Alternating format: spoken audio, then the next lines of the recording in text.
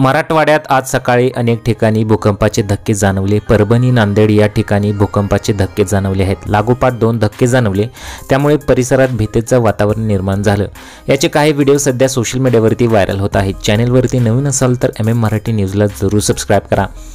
भूकंपाच्या व्हिडिओमध्ये जमीन हादरल्याचं दिसत आहे। काही सेकंदाच्या या व्हिडिओमध्ये जमिनीला हादरे बसत असल्याचं स्पष्टपणे जाणवलं आहे। मराठवाड्यामध्ये 1993 साली मोठा भूकंप झाला होता। त्यानंतर आज सर्वात जास्त भूकंपाचे धक्के बसल्याचं सांगितलं जात आहे। या भूकंपात कोणतीही जीवितहानी झाली नाही अशी माहिती मिळत आहे।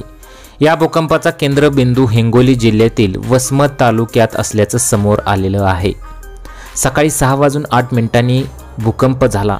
रिस्टर स्केलवर 4.5 तीव्रतेची नोंद राष्ट्रीय भूकंप मापक यंत्रणेवर दिसून आली।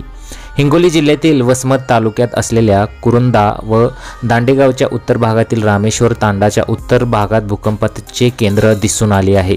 शास्त्रज्ञांचं असं मत येत आहे की पृथ्वीचं वातावरण अतिशय चेंज झालेलं आहे।